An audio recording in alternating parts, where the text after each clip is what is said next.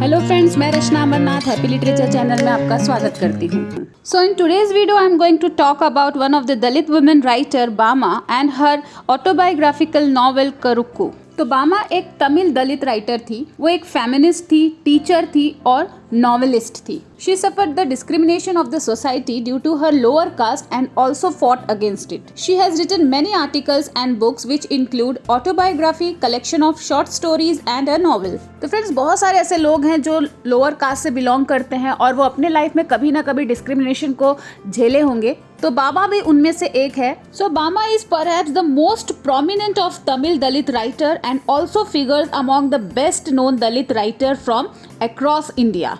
तो इन्होंने कई सारे लिटरेरी वर्क को पब्लिश किया था, लेकिन ये जो सबसे ज़्यादा फेमस हुई थी वो अपने ऑटोबायोग्राफिकल नॉवेल करुक्कू के वजह से फेमस हुई थी। तो उनकी जो राइटिंग थी वो सबसे ज़्यादा किस चीज़ को हाईलाइट करती थी?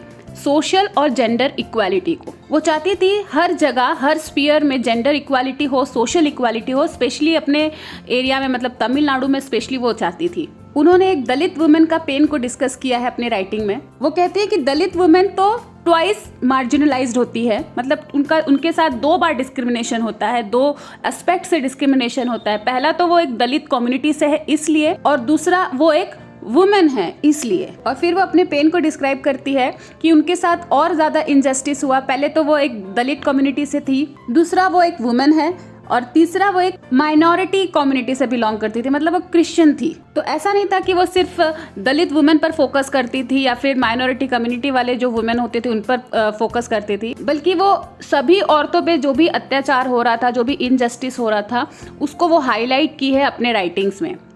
Okay, She also focuses on the atrocities against the women within her society and fight for the liberation of the entire community. और इतना ही नहीं, वो अगर कोई आदमी पर भी अत्याचार हो रहा है, इनजस्टिस हो रहा है कोई बड़े कम्युनिटी के थ्रू, तो उस पर भी वो अपनी आवाज़ उठाई है, उस पर भी बहुत सारी चीज़ें लिखी हैं उन्होंने। Thus, she speaks for both men and women voice. It becomes a communal voice rather than a feministic one. Now let's see the major themes of the novel Karakkoo. The major theme of Bama's Karakkoo focuses on caste and gender discrimination. तो major themes क्या है? Caste discrimination and gender discrimination. She portrays caste discrimination practiced in Christianity and Hinduism.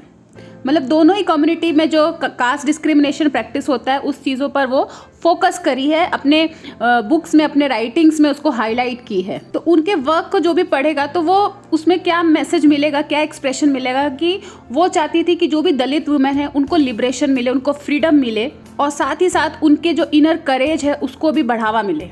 और ये जो novel है, इसको autobiographical novel तो कहा गया है, लेकिन जो भी इसको पढ़ेगा तो इससे पता चलेगा कि ये ऑटोबायोग्राफिकल नॉवेल से ज़्यादा ये बायोग्राफिकल नॉवेल है। अब डिफरेंस क्या है ऑटोबायोग्राफी में और बायोग्राफी में? ऑटोबायोग्राफी मतलब जो इंसान खुद अपने बारे में लिखता है उसको बोलते हैं ऑटोबायोग्राफी, और बायोग्राफिकल मतलब किसी इंसान पे या फिर किसी भी कम्युनिटी पे कोई उसके लाइफ के बारे में कोई दूसरा इंसान लिख रहा है तो उसको बोलते हैं बायोग्राफी। तो ये नॉवेल भी ऐसा ही है, बायोग्राफी जैसा ज़्यादा लगता है ये। So this autobiography can also be considered as a communities history. It is rather a cultural biography of a community. Bama's Karakkoo dedicate her inner quest for self-discovery and resulted courage. Now let's see what this novel is all about. Karakkoo is a significant novel which reflects the suffering of Dalit women in a patriarchal society. Patriarchal means the male dominating society and caste based society.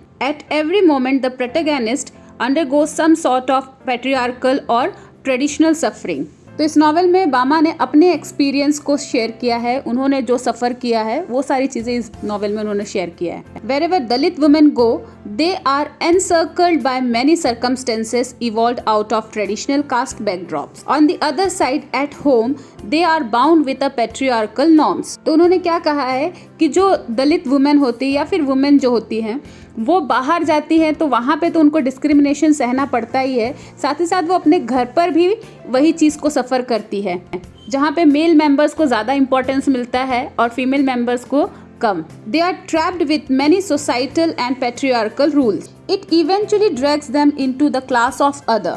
Bama portrays the sad reality of Dalit women in the selected text. she explores her own story of suffering, which is about patriarchy and culture set in Dalit background. She narrates the traditional and cultural harassment done to them by higher caste group, the Parayas caste. इन्होंने इस novel में 2 cast के बारे में बात किया है, एक नायकर और एक परायास।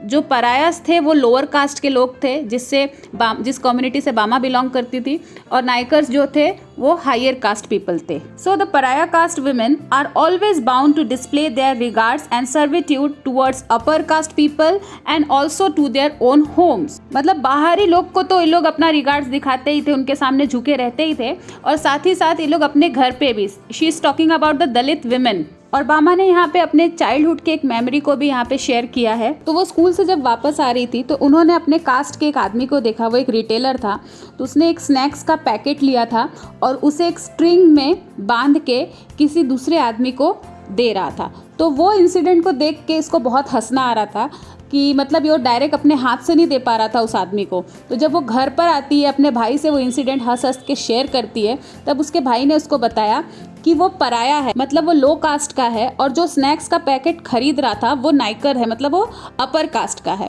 तो वो टच ना हो जाए इसीलिए वो लकड़ी से बांध के उसे वो स्नैक्स का पैकेट दे रहा था। सो दिस इंसिडेंट सोड द फर्स्ट सीड्स ऑफ फरी एंड रिवॉल्ट इन द बामा। पहली बार मतलब ये इंसिडेंट के वजह से उनके अंदर एक रिवॉल्ट वाली फीलिंग आई कि मुझे अपने कम्युनिटी को और साथ ही साथ जो विमेन के साथ जो भी प्रॉब्लम हो रहा है, डिस्क्रिमिनेशन हो रहा है, ऑपरेशन हो रहा है, उन सबको उसको बाहर निकालना है।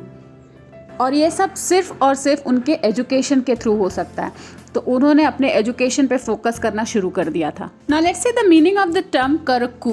तो नॉवेल के बिगनिंग में बामा ने इस टर्म को डिफाइन किया है, करक्कू को। तो करक्कू का मतलब है पल्मायरा लीव्स, मतलब जो खजूर के पेड़ के जो लीव्स होते हैं उसको बोलते हैं करक्कू। तो ये जो लीव्स होते हैं, ये जो पत्ते होते हैं, बहुत ही शार्प रहते हैं। वो कैसा दिखता है? एकदम स्वर्ड की तरह, तलवार की तरह। So the term Karukku refers to palmyra leaves with sharp edges on both its sides. दोनों साइड्स में वो शार्प एजेस होते हैं। It also refers to the freshness and newness. She has justified the sharpness of the leaves with the sharpness of the sword in the Bible. She connect this term with the suffering of the people in the novel. तो friends, अब देखते हैं इस content पे based किस type के questions आ सकते हैं। What aspects of Dalit life are highlighted by Bama in Karukku? What are the aims of Dalit writing? How will does Karukku achieve them?